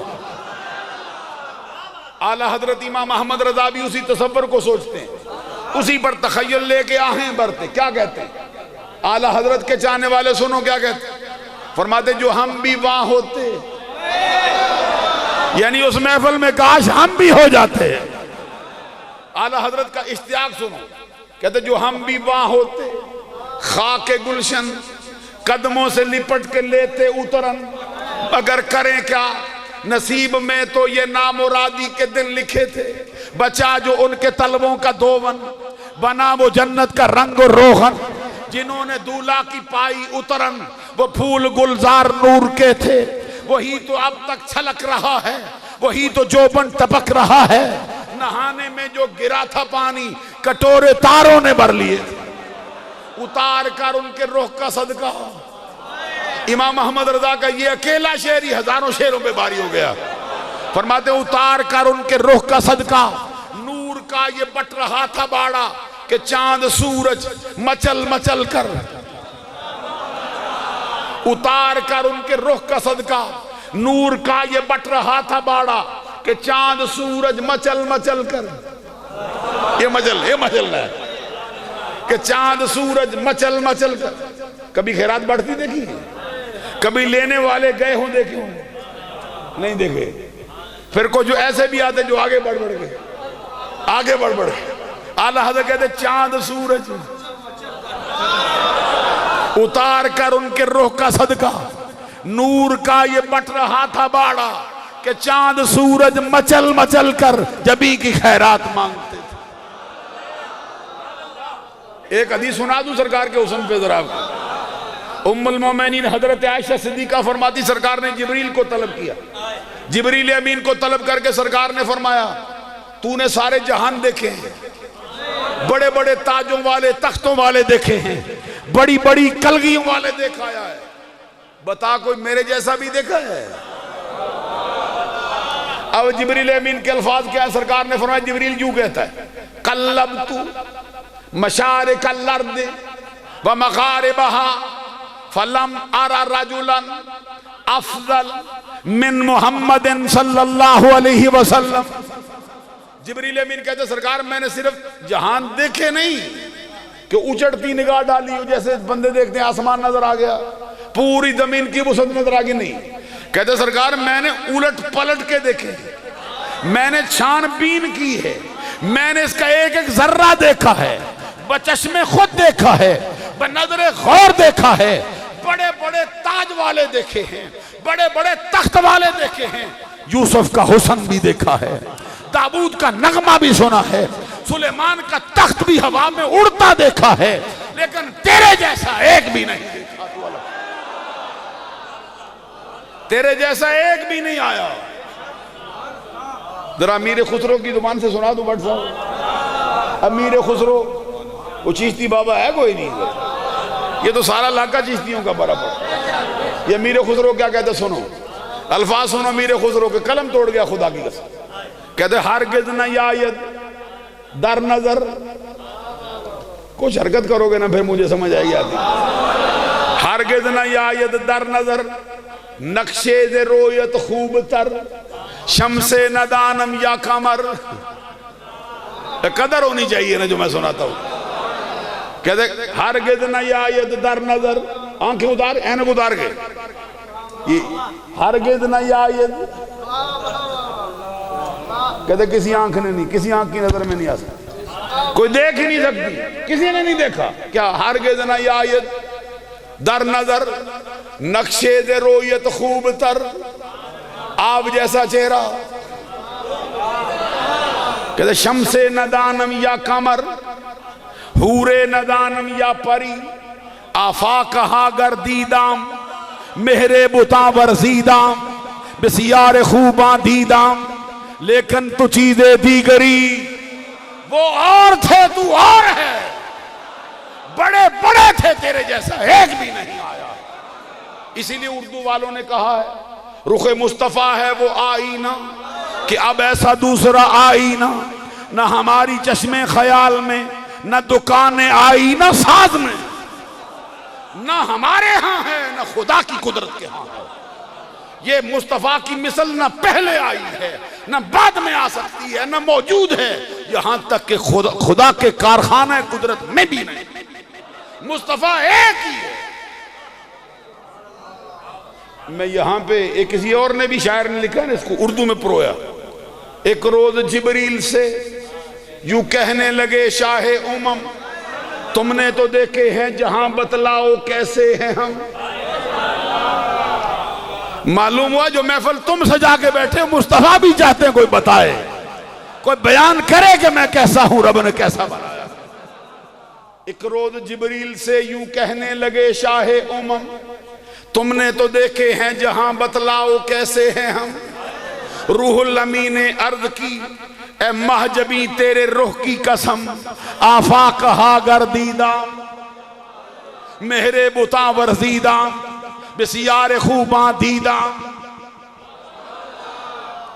میں ذرا سادی شرازی سے بھی ایک جملہ اٹھا دوں تاکہ ٹھنڈ پڑ جائے آپ کو. کیا کہتا ہے شفیعن متاعن, یہ سابدانہ سرزا سب سمجھ سکتے ہیں. کہتا ہے شفیعن, غور سے سنو, سادی کا ایک ایک کلمہ, ایک ایک کلمہ ترجمہ کیا نا بڑا لمبا ہو جائے گا, ترجمہ پھر سادی سنا دوں. کہتا ہے شفیعن متاعن نبیٌ کریم قسیم نسیم وسیم جسیم. کسی بڑا فصیح بندہ ہو نا, فصاحت و بلاغت کا ماہر سے پوچھو. کہتے شفیع متاع نبی کریم قسیم نسیم وسیم جسیم بلغ الللا بکمالہ کشف الدجا بجمالہ حسنت جمیع خصالہ صلو علیہ وآلہ. دوسرے مقام پہ کہتے ہیں حبیب خدا اشرف انبیاء کہ عرش مجیدش بود متقا سوار جہانگیر یکراں براق بگزشت از کسر نیلی رواق زبان تا بود درد ہاں جائے گی ثنائے محمد بود دل پذیر. پھر کہتے درود ملک بر روان تو بات بر اصحاب بر پیروان تو بات نخستی ابو بکر پیر مرید. یہ سنو نخستی نہیں پہلے نخستی سمجھو. نخستی کوئی نہیں پتا. نخستی پہلا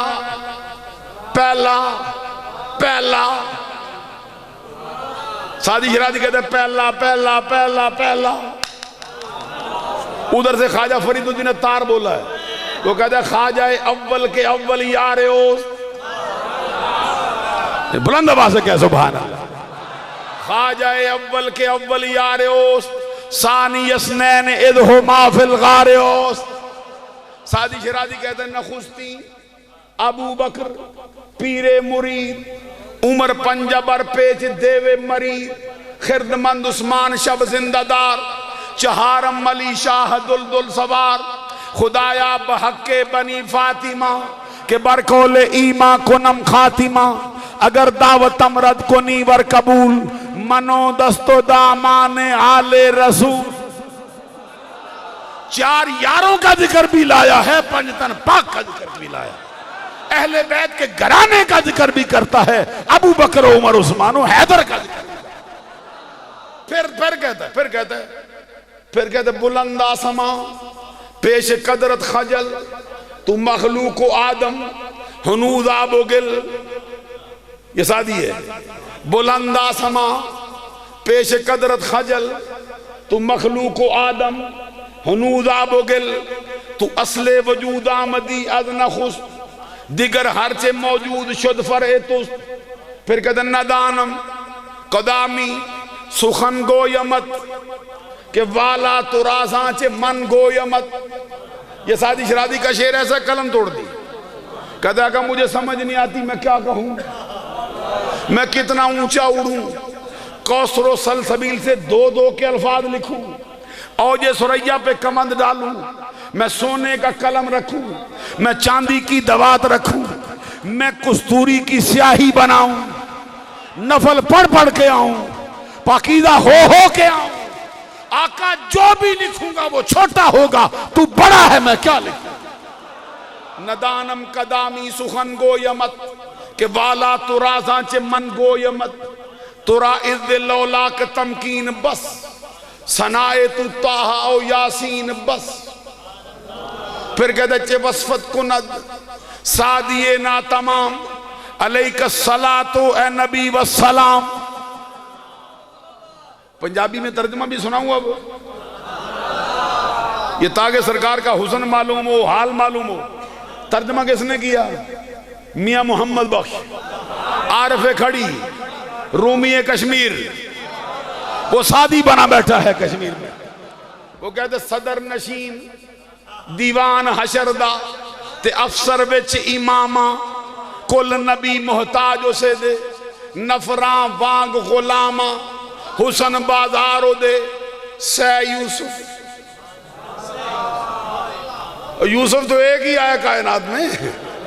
میاں محمد بخش کہتا ہے سہ یوسف اس کے حسن کے بازار میں غلام ہو کر بکنے کو تیار بیٹھے. حسن بازارو دے سہ یوسف بردے ہو وکاؤندے ذوالقرنین سلیمان جے خدمتگار کوہاندے عیسیٰ خاکونا دے دردی گن تیمم کردہ تائیوں دست مبارک استا شافی ہر درردہ موسیٰ خضر نقیبونا دے اگے پجن راہی. میاں محمد بخش کہتے جس راستے سرکار نے گزرنا ہو اس راستے میں نقیب بن کر آواز لگاتے ہیں موسیٰ و خضر، لوگوں راستہ چھوڑ دو، آمنہ کا لال آ رہا ہے، رب کا آخری نبی جلوہ گر ہو رہا۔ موسیٰ خضر نقیبوں نہ دے اگے پجن راہی، او سلطان محمد والی مرسل ہور سپاہی، سبو نور اسے دے نوروں، سبو نور اسے دے نوروں، اس دا نور حضوروں، اس نو تخت عرش دا ملیا موسیٰ نو کو۔ پھر کہتے نور محمد روشن آہا، آدم جدو نہ ہویا، اول و آخر دومیں پاسے اوہی من۔ اچھا سادی شرادی کی عادت ہے، نعت میں 4 یاروں کو لایا ہے، میاں محمد بخش بھی نعت میں 4 یاروں کو لایا ہے۔ وہ کہتے ہیں نخستی ابو بکر پیر مرید، بابا میاں محمد بخش کیا کہتے پیر مرید صدیق اکبر سن پہلے یار پیارے، اس لیے کہ پہلا ابو بکر ہے، پہلا پیر مرید صدیق اکبر سن پہلے یار پیارے، حق جنہ دے ثانی یسنین اذہما فی الغارے، دوجا یار فاروق عدل کی تاجس چھڑ کے، اے شیطان رجیم رلایا پنجے اندر پھڑ کے، شب دار غنی سی تریجا جامع جو قرآنی، عثمان ذوالنورین پیارا مہتر یوسف ثانی۔ علی کی باری آئی تو پھر دیکھ کیا کہتے چوتھا یار پیارا پائی، نہیں میں نہیں سمجھا سکا، چوتھا یار پیارا پائی، خاصا دل دا جانی، دل دل دا سوار علی ہے حیدر شیر حقانی۔ وہ بھی اہل بیت کا ترانہ گاتا ہے، میاں محمد بخش کیا کہتا ہے، آل اولاد تیری دا منگتا، آل اولاد تیری دا منگتا، میں کنگال سے آنی، پاؤ خیر محمد تائیں صدقہ شاہ جیلانی۔ میں آپ سے کہہ رہا تھا صحابہ کے جرمٹ میں سرکار آئے، جہاں سے چلے تھے، آتے ہی سرکار نے پوچھا ما اجلسکم، صحابیو تمہیں کس چیز نے بٹھایا؟ عام طور پہ معنی کرتے ہی تم کیوں بیٹھے، اس کا صحیح معنی کیا ہے؟ ما اجلسکم، تمہیں کس نے بٹھایا؟ تارک بٹ صاحب کس نے مجبور کیا؟ علامہ شفیق صاحب آپ کو کس نے مجبور کیا؟ حضرت صاحب انس رضا اللہ تشریف لے کس نے مجبور کیا؟ سرکار نے پوچھا کس نے بٹھایا ہے؟ کیا وجہ ہو گئی بیٹھنے کی؟ گھر بار چھوڑ آئے، ذکر فکر چھوڑ آئے، ادھر آ گئے ہو، کیا ہے؟ صحابیوں کا فرمان سنو، کہتے سرکار 2 چیزوں نے بٹھایا۔ پہلی چیز ندعو اللہ ونحمدہ علی ما ہدانا لدینہ، اللہ نے ہمارا سینہ اسلام کی شمع سے روشن کیا، اللہ کی حمد کرتے ہیں، دعا مانگتے ہیں۔ دوسرا کام مننا علینا بک، مننا ابھی سمجھ نہیں آتی نا، مننا علینا، بولیے مننا علینا بک، مننا علینا، یہ مننا کدھر سے ہے؟ قرآن سے پوچھو، لقد من اللہ، قرآن میں لقد من اللہ علی المؤمنین اذ بعث فیہم رسولا، اللہ نے ایمان والوں پر احسان کیا، ان میں اپنا نبی بھیجا۔ صحابی کہتے ہیں آقا ساری امت پہ کرم ہوا، لیکن اس کا مصداق اول ہے جس پر آپ تشریف لائے، آپ کو بھیج کر رب نے ہم پر احسان کیا ہے، ہم اس کا شکر ادا کرنے آئے بیٹھے۔ سرکار نے فرمایا قسم اٹھاؤ، صحابہ کرام نے قسم اٹھائی، ما اجلسنا الا ذالک، اللہ کی قسم صرف اسی لیے آئے، کوئی مقصد اور نہیں، صرف اسی لیے آئے تاکہ تجھے اللہ کی نعمت جانے، اللہ کی نعمت کا چرچا کریں، اللہ کی نعمت سمجھ کر شکر ادا کریں، تیرے ذکر میں مشغول ہو جائیں، رب کا شکر ادا کریں کہ آپ جیسی ہستی ہم کو نصیب ہوئی۔ سرکار نے فرمایا قسم اٹھاؤ، کہتے اللہ کی قسم صرف اسی لیے۔ سرکار نے فرمایا میں نے تمہارے سے قسم اٹھوائی ہے، تمہیں جھوٹا نہیں سمجھا۔ تو آگا قسم کیوں؟ فرمایا خاص بات بتانا چاہتا ہوں، کیا ہے؟ انما آتانی جبرائیلو، ابھی ابھی جبرائیل آئے ہیں، نتیجہ نکلنے لگا ہے، ابھی ابھی جبرائیل آئے ہیں اور آ کے خبر دی ہے کہ یہ جو تیرے چاہنے والوں نے مجلس سجائی ہے اس پہ رب اتنا راضی ہے، اس نے فرشتے بلا لیے اور اپنے شایان شان فرشتوں کے سامنے ان آنے والے تمام افراد پر رب فخر کر رہا ہے، نعت کر رہا ہے، مباحات کر رہا ہے۔ معلوم ہوا میلاد کی مجلس جہاں بھی سجے گی، جب بھی سجے گی، رب اس پر فخر کر رہا ہے، نعت کر رہا ہے۔ کیوں کر رہا ہے؟ اس لیے کہ میں نے جو سب سے بڑی نعمت بھیجی ہے اس کا شکر ادا کرنے آئے، اس کا چرچا کرنے آئے۔ ایک بات میں نے کہی تھی، پھر لوٹوں گا ادھر ہی۔ یہ جو ابو سعید خدری نے حضرت امیر معاویہ سے حدیث لی ہے، عقیدہ سیدھا ہو جائے نا۔ ایک بات میں آپ کو سناتا ہوں، میں پڑھتا تھا نا جن استادوں سے،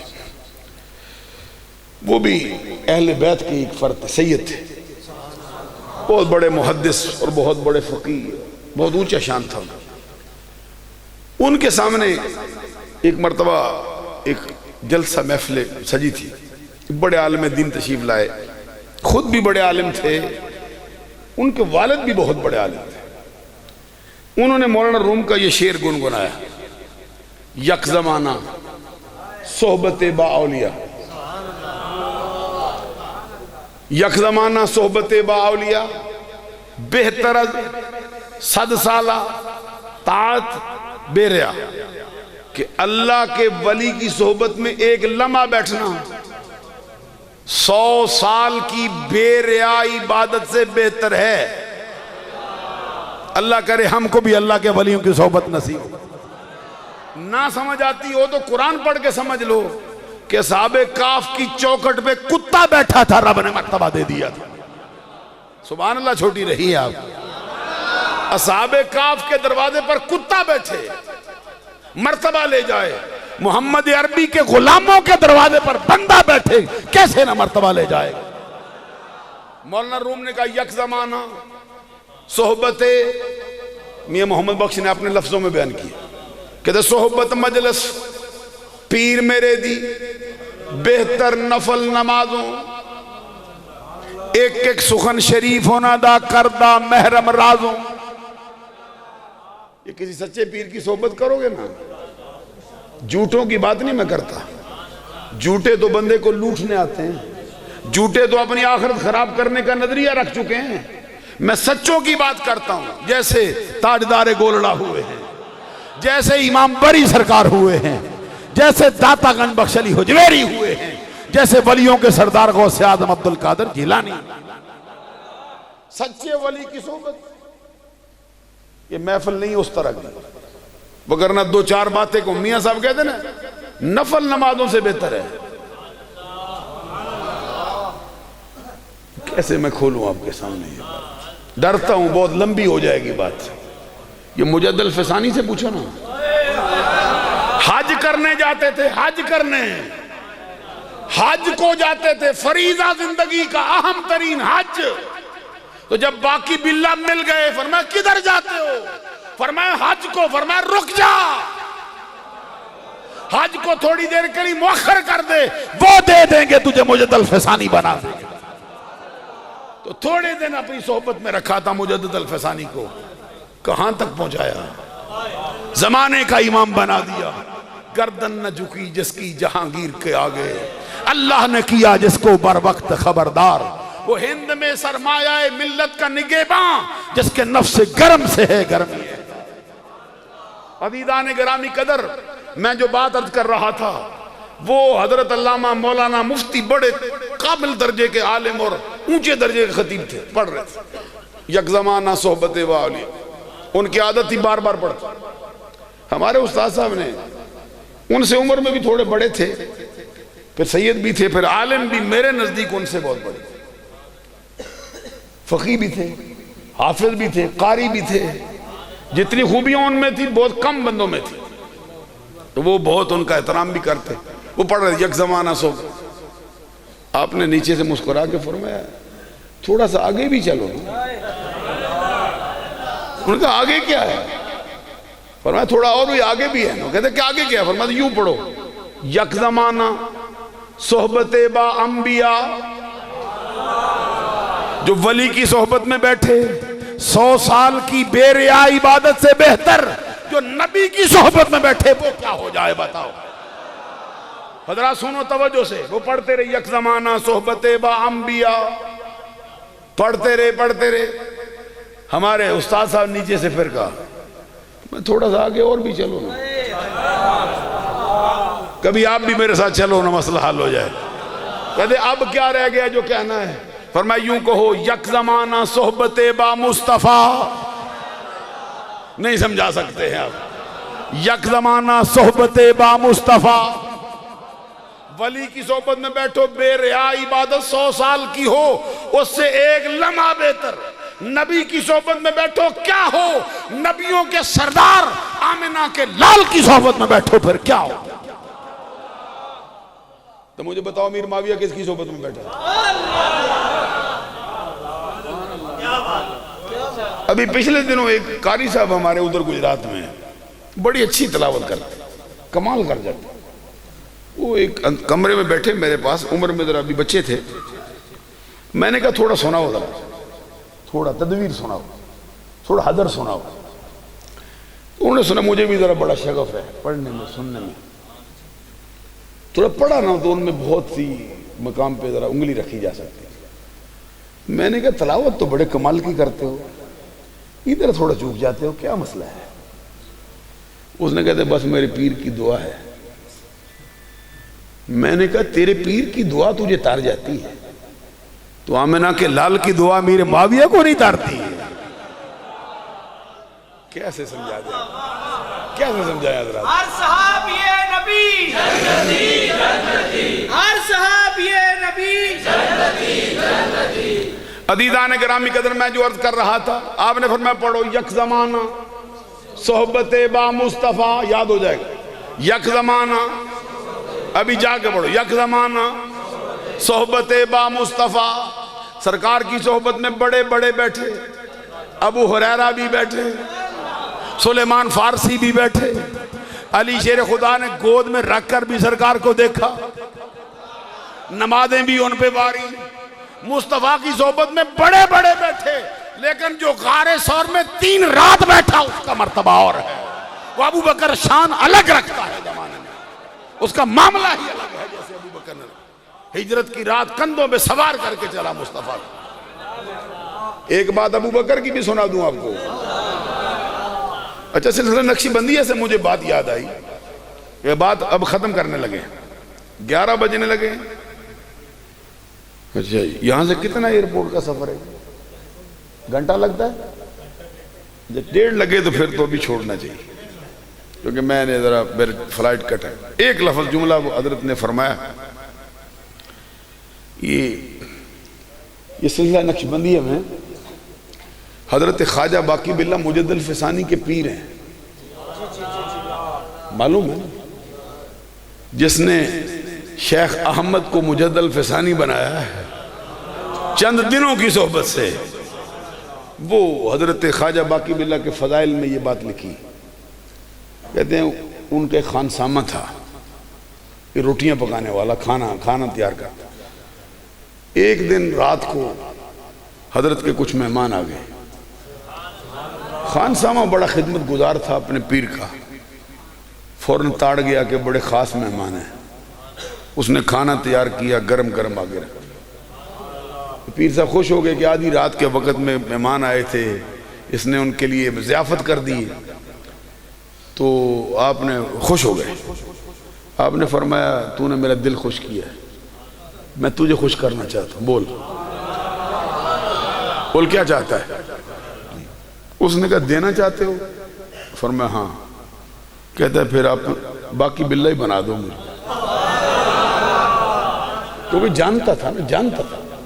اور کچھ نہیں مانگا اس نے کہ مجھے مربے دو، مجھے پیسے دو، مجھے مال و دولت دو. اسامہ واکنٹ سے آیا ہے. حضرات ذرا غور سے سنو، کچھ نہیں مانگا. اس نے کہا کچھ دینا چاہتے ہو نا، باقی باللہ ہی بناؤ. یہ پہلا مرید آیا ہے زمانے میں جس نے پیر سے کچھ اور نہیں کہا کہ اپنے جیسا ہی بنا، کیونکہ جانتا تھا نا جو اس انوار و تجلیات ان پہ برستی تھی، وہ دردوں سے دیکھتا رہتا ہے، دروازے سے نور چھن چھن کے باہر آتا تھا، جو تجلیات کا نزول ہوتا تھا دیکھتا تھا کہ پیر پہ کچھ اور کرم ہوتا ہے۔ اس نے کہا مجھے بھی بنا، فرمایا بنا سکتا ہوں لیکن تیری اہلیت اس طرح کی نہیں، تو برداشت نہیں کرے گا، مر جائے گا۔ اس نے کہا مروں یا رہ جاؤں، نظارہ میں بھی تو کروں جو تجھ پہ پڑتا ہے۔ فرمایا جو تجلیات مجھ پہ پڑتی ہیں یہ باقی باللہ کا سینہ برداشت کر سکتا ہے اور کوئی نہیں۔ اس نے کہا مر جاؤں یا رہ جاؤں قبول ہے، ایک نظارہ مجھ کو بھی کروا جو تجھ پہ ہوتا ہے رب کا۔ عشاء کی نماز پڑھ کے اندر لے گئے، فرمایا آ جا، دروازہ بند ہوا، توجہ کی نا، فجر تک جاری رکھی، فجر کی اذان سے دروازہ کھولا۔ جب گئے تھے تو ایک خانسامہ تھا، ایک باقی باللہ تھے، جب فجر کو دروازہ کھولا ادھر نظر ڈالتے ہیں باقی باللہ، ادھر نظر ڈالتے ہیں باقی باللہ، خانسامہ موجود نہیں۔ حضرت باقی باللہ کی ایک رات کی توجہ نے خانسامہ کو باقی باللہ بنایا۔ کوئی نظر نہیں پہچان سکتی تھی کہ اصل کون ہے، بنایا کون گیا، صرف اتنا نظر آتا تھا کہ جو بنایا گیا تھا اس کے حواس برقرار نہیں، جو اصل تھے وہ اپنے حواس میں تھے، چند دن کے بعد انتقال کر گیا۔ میرے دن میں خیال آتا تھا باقی باللہ نظر ڈالیں، خانسامہ پر اپنے جیسا بنا دیں۔ غار ثور میں مصطفیٰ نے 3 رات نظر ڈالی ابو بکر پر، کیا بنایا ہوگا ابو بکر کو، کیا دیا ہوگا ابو بکر؟ کوئی سمجھائے ہم۔ دل میرا چاہتا ہے ساری رات آپ سے میں گزارشات تاکہ بٹ صاحب خوش ہو جائیں، طارق بٹ صاحب بڑی محنت سے انہوں نے مجھے حکم فرمایا بار بار آنا ہی آنا۔ اللہ تعالی ہمارا حامی و ناصر ہو۔ دوران گفتگو مجھ فقیر سے یہ چھوٹی بڑی غلطیاں سرزد ہوئی ہوں، میں اللہ سے معافی چاہتا ہوں، آپ لوگوں سے معافی کا طلبگار ہوں، اور آپ کے لیے دعا کرتا ہوں صدا بہار دیں اس باغے، کدی خزانہ آوے ہومن فیض ہزاراں تائیں، ہر پکا پھل کھاوے، وآخر دعوایا ان الحمدللہ رب العالمین۔